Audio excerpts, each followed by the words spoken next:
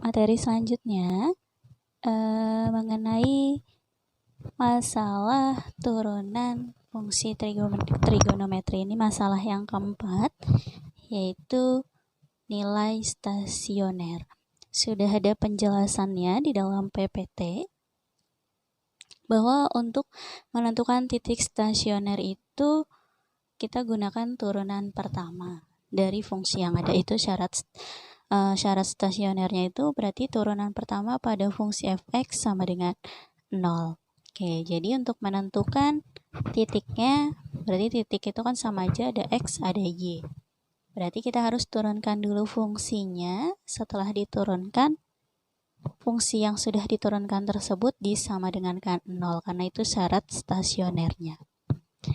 Sudah disama dengankan 0, berarti seperti biasa nantinya kita akan mencari nilai x-nya dengan cara mensubstitusikan nilai-nilai yang ada nanti. Apakah nanti nilainya diganti 1, 2, atau kalau dalam trigonometri berarti semuanya dalam derajat, 0 derajat, 30, 45, atau seterusnya. Sudah didapat nilai x-nya, selanjutnya tinggal mencari nilai y-nya. Sudah dapat nilai x, berarti kita cari nilai y dengan cara mensubstitusikan titik x yang tadi ke dalam persamaan yang awal. Sudah dapat y, berarti jadilah x, y itu merupakan titik-titik stasioner. Nilai y tersebut merupakan nilai stasionernya. Oke. Di PPT selanjutnya juga situ ada penjelasannya mengenai jenis-jenis nilai stasioner. Jenis-jenis stasioner ada 3, yaitu ada titik balik minimum, titik balik maksimum, dan titik belok. Apabila tandanya jika arahnya berubah, maka itu disebut titik balik. Ada titik balik minimum dan titik balik maksimum. Kalau dia kurang dari baru lebih dari, berarti dia minimum.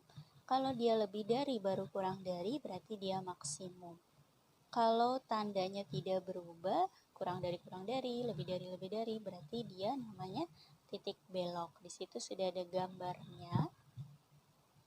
Kalau kurang dari itu negatif, kalau lebih dari itu positif. Berarti kalau negatif ke positif berarti minimum, positif ke negatif berarti maksimum. Kalau negatif-negatif atau positif-positif itu merupakan titik belok. Oke, contoh soalnya. Tentukan nilai stasioner dan jenisnya dari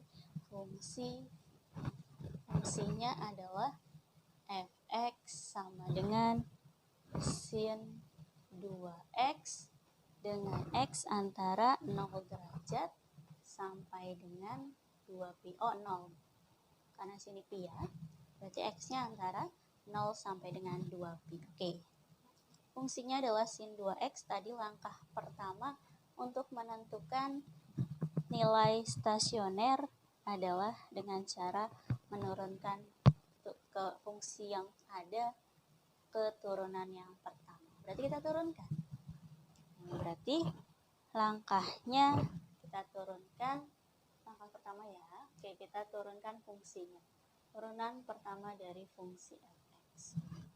Oke, turunan dari sin adalah cos 2x, turunan dari 2x adalah 2. Berarti turunan pertama dari fungsi fx adalah 2 cos 2x. Oke, sudah didapat turunan pertamanya adalah 2 cos 2x. Selanjutnya, sudah langkah pertama, kita lanjutkan ke langkah kedua, bahwa untuk menentukan nilai stasionernya, turunan pertamanya kita sama dengankan 0. Itu syarat stasionernya. Ini untuk langkah yang kedua. Turunan pertamanya sama dengan 0. Turunan pertama dari fungsi fx-nya sama dengan 0. Turunan pertama fungsi fx-nya adalah 2 cos 2x sama dengan 0. Oke, ada 2 di depan trigonometrinya atau di depan cos, berarti 2-nya kita pindah.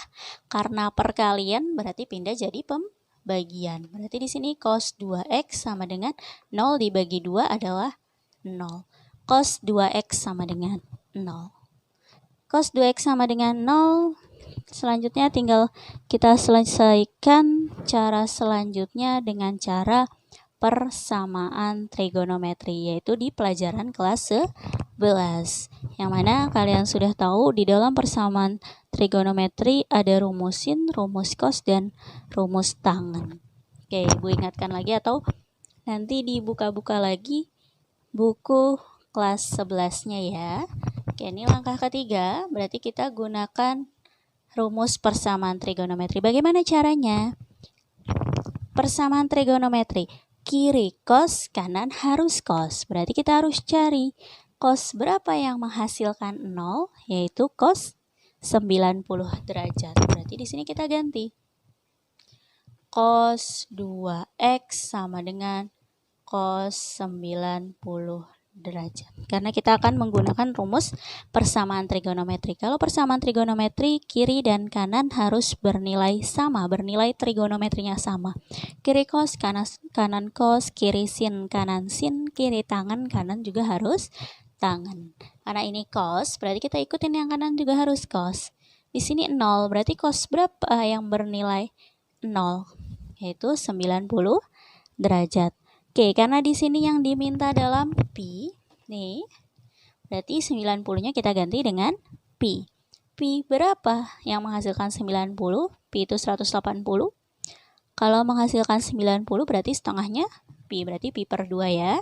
Di sini menjadi cos 2x sama dengan cos pi per 2. Oke. Langkah selanjutnya, berarti kita gunakan persamaan trigonometri ya. Ini langkah keempat. Cos 2x sama dengan cos pi per 2. Ingat rumus cos pada persamaan trigonometri. Ada berapa rumus? 2. Rumus yang pertama apa? X sama dengan min alfa. Yang pertama dulu ya, yang positif berarti. X sama dengan alfa tambah K kali 360 derajat. Atau kalau dijadikan ke dalam pi, berarti 2pi. Berarti dalam radian ya. X sama dengan alfa tambah K kali 2pi. Oke, X-nya adalah 2X. Alfanya adalah pi per 2 ditambah K kali 2pi. Oke, nanti sambil dilihat-lihat lagi buku kelas 11-nya kalau lupa cara pengerjaannya ya. Oke, sebelah kiri harus X saja, berarti selain X kita pindahkan ke ruas kanan. Perkalian pindah jadi pembagian. Berarti di sini X sama dengan pi per 2 tambah K kali 2pi dibagi dengan 2. Dibagi 2 berarti sama aja dikali 1 per 2. Berarti ini bisa kita coret dengan ini ya. Oke, jangan coret di sini deh, nanti keliru. Dah, gini aja. Berarti di sini X sama dengan pi per 2 tambah K kali 2pi dikali dengan 1 per 2. Oke, berarti X sama dengan pi per 4 ditambah, nih coret ya. Berarti K dikali pi. X sama dengan pi per 4 tambah K kali pi. Langkah selanjutnya, dengan cara mensubstitusikan nilai K-nya. Nilai K-nya bebas. Kita mulai dari positif ke negatif. Caranya sampai tidak ada yang memenuhi. Memenuhi dan tidak memenuhinya dari mana kita tahu nih? Dari sini.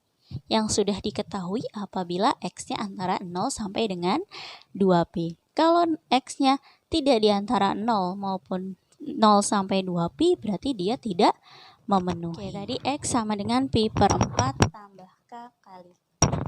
Oke, Ibu mulai dari apabila K-nya adalah 0. Apabila K-nya 0 berarti X-nya sama dengan pi per 4 tambah 0 kali pi ya. Berarti X-nya adalah pi per 4. Tadi X-nya antara 0 sampai dengan 2 pi. Pi per 4 berarti dia memenuhi. Karena pi per 4 ada di antara 0 sampai 2 pi. Karena memenuhi berarti kita lanjut ke K1. Ingat ya. X sama dengan pi per 4 tambah 1 kali pi. Berarti X sama dengan pi per 4 ditambah, langsung Ibu samakan penyebut ya. Berarti di sini 4 pi per 4. Berarti X-nya berapa? X-nya adalah 5 pi per 4. 0 sampai dengan 2 pi. 5 dibagi 4 adalah 1 koma. Berarti dia memenuhi. Karena memenuhi, kita lanjut lagi ke K2. X sama dengan pi per 4 tambah 2 kali pi. X sama dengan pi per 4 ditambah 4 kali 2 berarti 8 pi per 4. X sama dengan 9 pi per 4. 9 dibagi 4, 2 koma. Berarti dia tidak memenuhi. Lanjut ke K sama dengan min 1. X sama dengan pi per 4 tambah min 1 kali pi. Berarti X sama dengan pi per 4 dikurang 4 pi per 4. Berarti di sini X-nya sama dengan min 3 pi per 4. Karena min berarti dia tidak memenuhi. Oke, berarti yang pertama didapatlah nilai X-nya. Nilai X-nya adalah pi per 4 dan 5 pi per 4. Oke, berarti ini langkah yang pertama sudah didapat, atau cara yang pertama yang X sama dengan alfa tambah K kali 2 pi sudah didapat pi per 4 dan 5 pi per 4. Berarti kita lanjut yang kedua. Cara yang kedua dari cos, yaitu X sama dengan min alfa tambah K kali 2 pi. Dengan alfanya tadi adalah pi per 2, X-nya adalah 2X. Berarti ini X-nya adalah 2X, alfanya tadi adalah pi per 2 ditambah K kali 2 pi.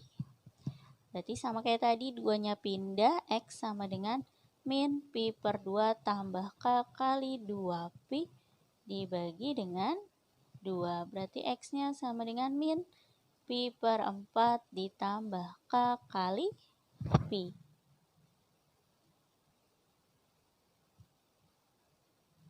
Benar ya? X sama dengan min pi per 4 tambah K kali pi.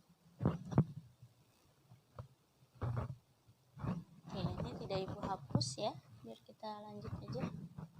Berarti yang kedua itu min pi per 4 tambah K kali pi. Ini tinggal Ibu tambahkan min. Berarti di sini min pi per 4 tambah 0 kali pi berarti adalah min pi per 4. Karena min dia tidak memenuhi, tapi kalau K-nya di 0, kalau tidak memenuhi tetap kita lanjutkan ke 1. Jadi di sini min pi per 4 tambah 1 dikali pi. Berarti min pi per 4 ditambah 4 pi per 4. Berarti 3 pi per 4. X-nya adalah 3 pi per 4, dia memenuhi. Lanjut ke 2. Berarti min pi per 4 tambah 2 kali pi. Min pi per 4 ditambah 8 pi per 4. Berapa tuh? 7 ya? 7 pi per 4. 7 bagi 4, 1 koma, berarti dia masih memenuhi. Kita lanjut ke K3. Min pi per 4 tambah 3 kali pi. Oke ya.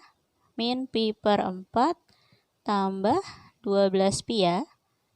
Berarti di sini 11 pi per 4. Dia tidak memenuhi. Coba K-1.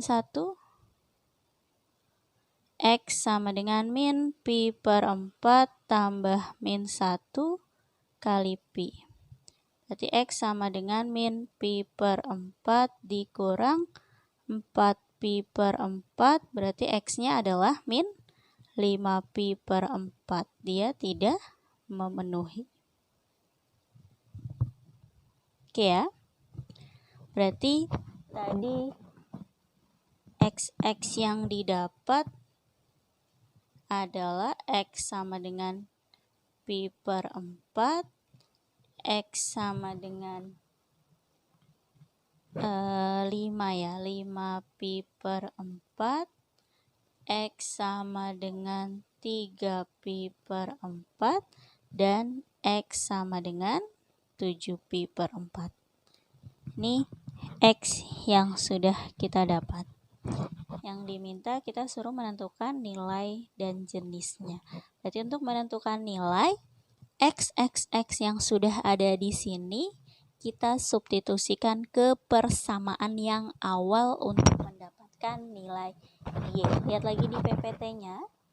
Di situ ada keterangannya bahwa nilai stasioner itu merupakan Y sama dengan Fxi. Xi-nya itu nilai-nilai ini. Fx itu berarti fungsi yang awal, karena di situ tidak ada petik atas, berarti bukan fungsi turunan, tapi fungsi yang awal. Fungsi yang awal itu siapa? Sin 2x. Berarti kita pakai fungsi yang itu, substitusikan nilai x-nya, didapatlah nilai y-nya. Itu merupakan nilai stasioner. Kita tulis x, y, x-nya berapa, y-nya berapa, itu merupakan titik stasioner. Mencari nilai stasionernya ya. Nilai stasioner itu tadi yang ada di PPT, Y sama dengan Fxi. Oke, berarti kita harus mensubstitusikan nilai XX yang tadi, yang sudah ada, yang sudah kita dapatkan, ke persamaan yang awal, yaitu persamaan yang awalnya adalah Fx sama dengan sin 2x. Oke, yuk kita mulai.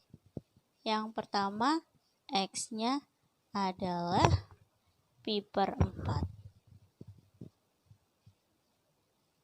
Oke, berarti kita substitusikan F pi per 4 sama dengan sin 2 kali pi per 4. Pi per 4, ini kita coret ya. Berarti ini 2 ya. Pi per 2 adalah 90. Berarti di sini adalah sin 90. Sin 90 adalah 1. Oke, didapat nilai stasionernya 1. Lanjut. X sama dengan dari yang terkecil sampai yang terbesar ya. Berarti habis pi per 4, 3 pi per 4. 3 pi per 4. Berarti F 3 pi per 4, berarti di sini sin 2 kali 3 pi per 4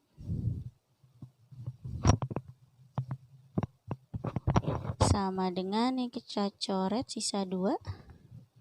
180 bagi 290 kali 3 adalah sin 270 derajat. 270 itu di kuadran 3. Berarti 180 ditambah berapa yang menghasilkan 270, berarti tambah 90. Sin 91, karena di kuadran 3 sinnya bernilai negatif, maka hasilnya adalah min 1. Selesai. Habis 3 pi per 4 berarti 5 pi per 4 ya. Sini X sama dengan 5 pi per 4. Berarti F 5 pi per 4 sama dengan sin 2 kali 5 pi per 4 sama dengan 2 ya. 90 kali 5. Benar ya? 180 dibagi 2 adalah 90. 90 kali 5 adalah 450.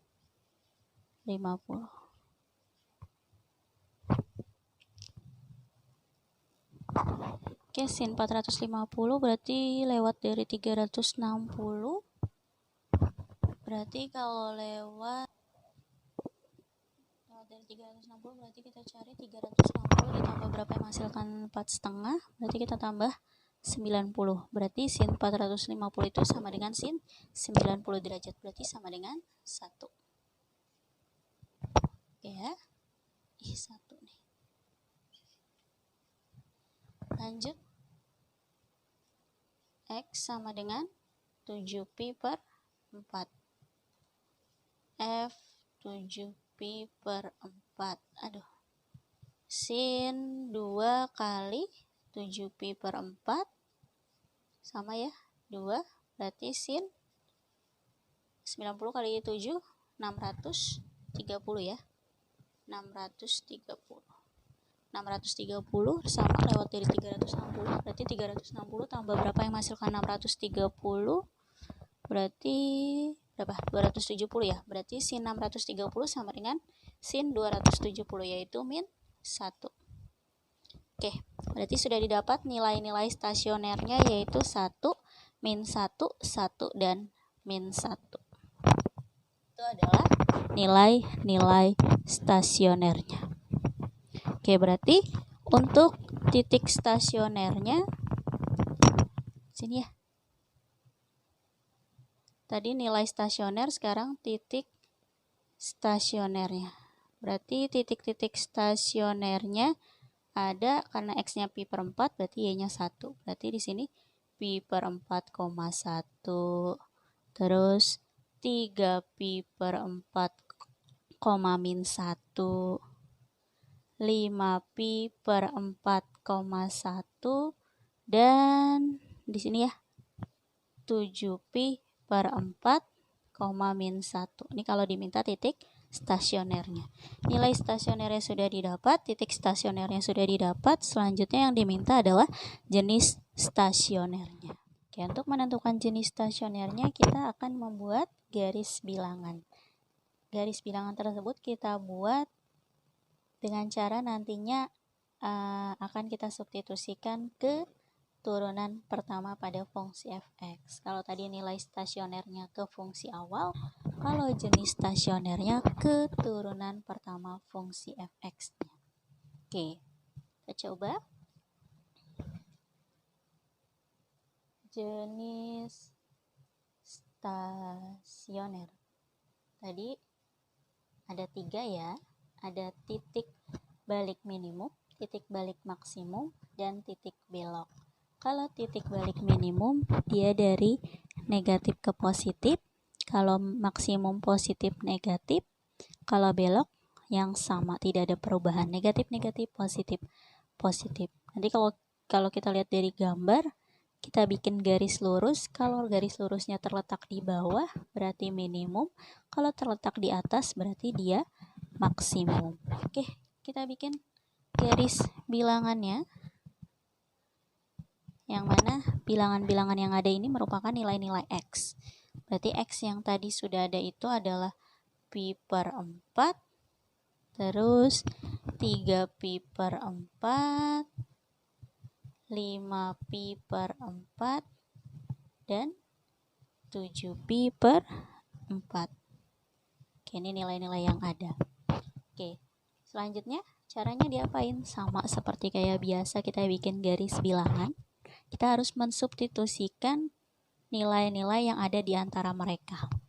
Berarti yang ada di kirinya pi per 4, di antaranya pi per 4 dan 3 pi per 4, dan seterusnya. Kita akan substitusikan satu-satu. Sama seperti biasa untuk mengetahui apakah dia bernilai positif, apakah dia bernilai negatif. Tapi untuk yang kali ini, semuanya harus dicoba. Berarti ini di antara ini semua kita harus coba. Karena bisa jadi kalau di sini menghasilkan min, bisa jadi ini min. Ini misalkan di sini plus, bisa jadi di sini plus. Berarti kalau sama tersebut itu merupakan titik belok. Tapi kalau ada perubahan, berarti dia antara maksimum atau minimum. Berarti kita harus mencoba semuanya. Kalau sebelumnya kan sudah dapat 1 min, berarti selanjutnya sudah pasti plus, min, dan seterusnya.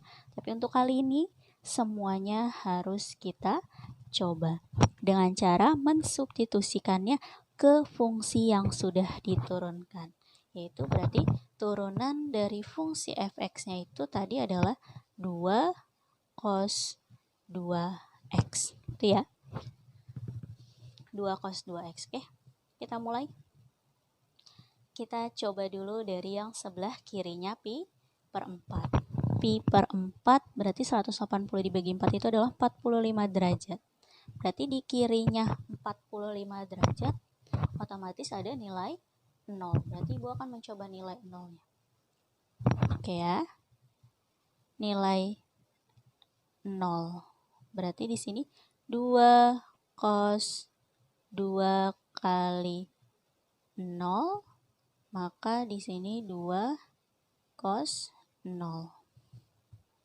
Cos 0 itu berapa? 1 ya. Berarti di sini 2 kali 1. Berarti hasilnya 2. Hasilnya positif apa negatif? Positif. Berarti letakkan di sini plus. Dah, sudah dapat 1. Lanjut. Di antara ini tadi 45, ini berarti tadi berapa tuh? 180 dibagi 4, 45 kali 3. Ya, berarti 45 kali 3 itu adalah 125 derajat. Antara 45 sampai 125 cari yang sudut istimewa aja.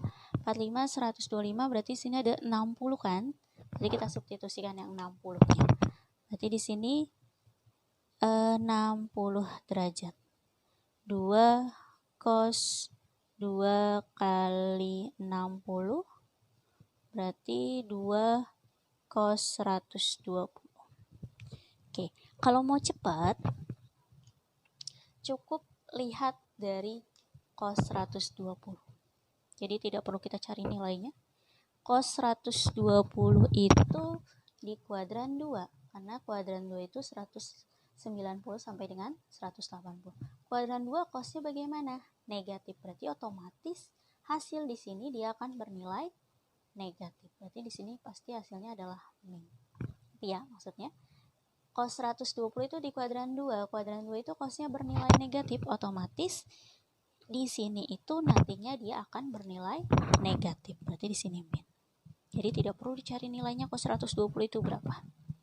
Oke, lanjut. Di antara 125 ini berarti 45 kali 5 berapa? 200 ya. 45 kali 5 220. Berarti di antara 125 sampai 220 itu cari yang gampang ada 108.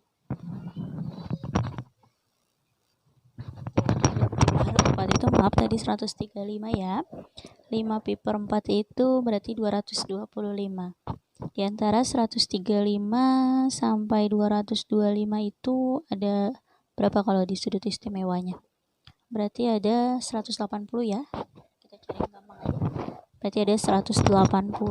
Berarti kita pakai 180 di sini. 180 sama dengan 2 cos 2 kali 180. Berarti 2 cos 360. Sama kayak tadi, cara gampang kita cari saja. Cos 360 itu kuadran 4, 360 itu kuadran 4. Kalau kuadran 4 itu cosnya bagaimana? Semua cintaku. Berarti cosnya positif ya kalau di kuadran 4. Berapapun nilainya, kalau dia di kuadran 4, trigonometrinya adalah cos, dia pasti akan bernilai positif. Berarti di sini hasilnya pasti positif. Ditaruh di sini plus. Nah, lanjut. Ibu bikin di sini ya. Oke. Kecil-kecil lah. Oke, di antara 225. Oke, di antara 225 sampai dengan 315 ada 270 ya. Yang kita udah tahu 270. Berarti di sini kita pakai 270. 2 cos 2 kali 270. Maaf ya. Berarti di sini 2 cos 540.